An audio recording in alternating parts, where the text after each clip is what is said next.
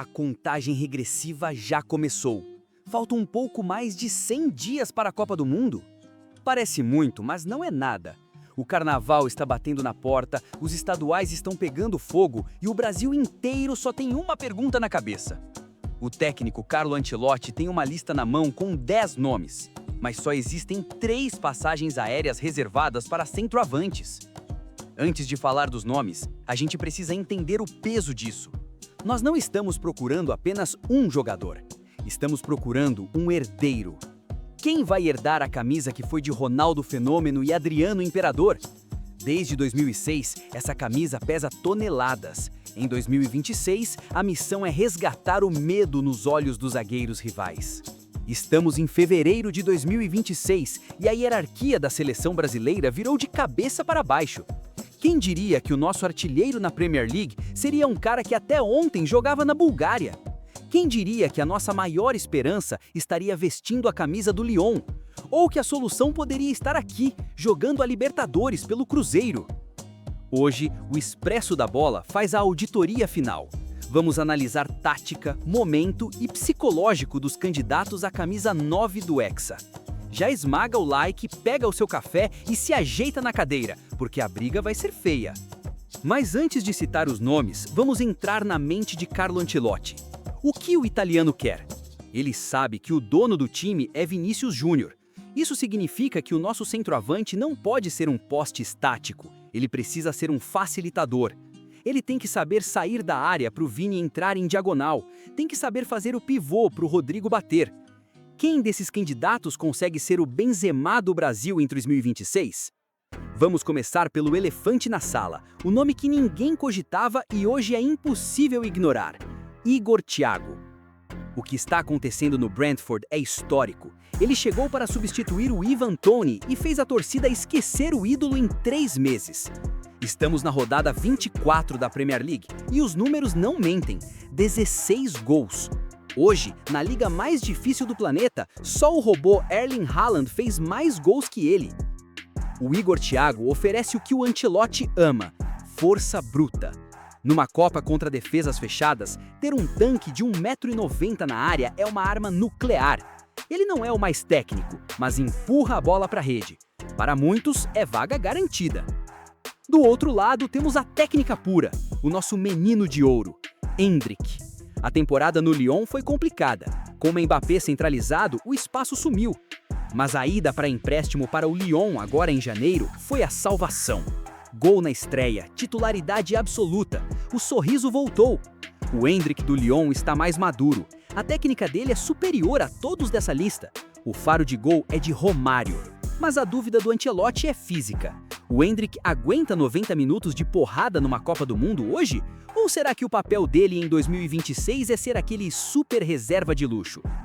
Agora vamos pousar no Brasil, porque aqui a terra tremeu em 2025. Quem diria que Caio Jorge seria o nome do ano? Artilheiro do Brasileirão, artilheiro da Copa do Brasil, levando o Cruzeiro de volta ao topo. O Caio se reinventou. Ele não é mais promessa, ele virou um finalizador letal. E ali do lado, no Palmeiras, o Vitor Roque. Depois do pesadelo na Europa, o Tigrinho voltou para casa para caçar. Ele tem algo que falta nos outros: a pressão pós-perda. Ele é um carrasco, não deixa o zagueiro respirar. Caio Jorge ou Vitor Roque? Pelo menos um dos dois deve pintar na lista de espera. Voltando para a Europa, a gente entra na briga da elite técnica. Aqui não é sobre força, é sobre inteligência. João Pedro no Chelsea e Matheus Cunha no Manchester United. O João Pedro deu o salto de qualidade que a gente esperava desde a época do Fluminense. Os números são ótimos, 12 gols em 33 jogos, mas números frios mentem. O que me convence é o mapa de calor dele. Ele me lembra muito o auge do Roberto Firmino no Liverpool. O João Pedro não fica plantado entre os zagueiros. Ele recua, ele busca o jogo. Imagina o cenário. Ele sai da área, puxa a marcação e abre uma avenida nas costas da zaga para o Vini Júnior e para o Rodrigo entrarem em velocidade. Para o esquema do Ancelotti, taticamente, essa inteligência vale mais que gol. Ele faz o time jogar. Já o Matheus Cunha vive o peso da camisa dos Diabos Vermelhos. A entrega dele é absurda. Ele corre, marca, dá carrinho, mas em Old Trafford a cobrança é outra. Atacante do United precisa ser assassino. Nessa reta final, o Cunha tem pecado na definição. Falta aquele instinto de matador que decide jogo grande. E numa Copa, uma chance perdida manda a gente para casa. E quem disse que a gente esqueceu do pombo? Richarlison. Muita gente torce o nariz, diz que ele não é craque. Mas futebol também é mística, também é alma. O Richarlison vive uma guerra particular. No clube ele oscila, mas quando veste a amarelinha, a chave vira. Aquele voleio contra a Sérvia em 2022 não foi sorte, foi recurso, foi improviso de quem tem estrela. O Ancelotti é italiano, ele gosta de guerreiros. Ele sabe que numa oitavas de final, com chuva, campo pesado e zagueiro batendo, a técnica às vezes some. Nessa hora, você precisa de um cara que divida de cabeça com a trave. A dúvida cruel é se só a raça é suficiente para tirar a vaga de quem está voando tecnicamente nos clubes. A lista continua com as opções de segurança. Igor Jesus. Saiu do Botafogo sob desconfiança. Foi para o Nottingham Forest e calou os críticos. Ele é o equilíbrio perfeito. Faz o pivô bem feito, cabeceia bem, chuta com as duas pernas. Não é um gênio, mas é aquele operário nota 7 em todos os jogos. Todo técnico ama ter um cara assim no banco. E correndo por fora, dominando o sul do país, Carlos Vinícius. Chegou no Grêmio em julho de 2025 e virou o dono do time. É canhoto, experiente, rodado na Europa. Se o Ancelotti quiser blindar o vestiário com alguém experiente, que não vai tremer se entrar no Maracanã lotado ou num estádio hostil, o Carlos Vinícius furou a fila de muita gente.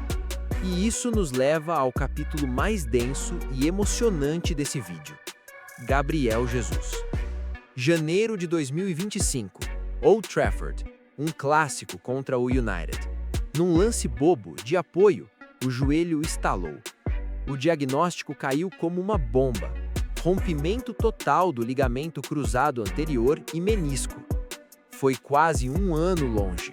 Um ano de muletas, de fisioterapia dolorosa, de assistir o Arsenal pela TV. A imprensa inglesa decretou o fim. Disseram que ele voltaria lento, sem confiança, que a carreira em alto nível tinha acabado aos 28 anos. Mas em dezembro de 2025, ele pisou no gramado de novo. E agora, em 2026, ele não só voltou, ele renasceu. O Gabriel Jesus de hoje joga com uma raiva, com uma fome que a gente não via desde o Palmeiras de 2016.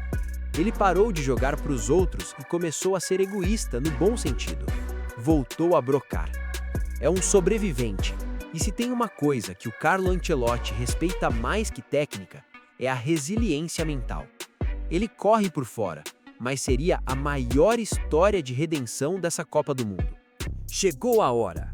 Analisamos estatística, tática, momento e coração. Eu sei que vou ser xingado nos comentários, mas eu não fico em cima do muro. Se a estreia da Copa fosse amanhã contra a Escócia, essa seria a minha lista final dos 3 atacantes. O titular, João Pedro. Não tem como fugir, o encaixe com Vini Júnior e Rodrigo é o mais natural. Ele oferece a inteligência que o futebol moderno exige. É o 9 que joga de terno. O reserva imediato, Endrick. O talento geracional. Ele vai para o banco para ser a arma do caos, entrar aos 15 do segundo tempo para driblar, bagunçar e decidir na individualidade.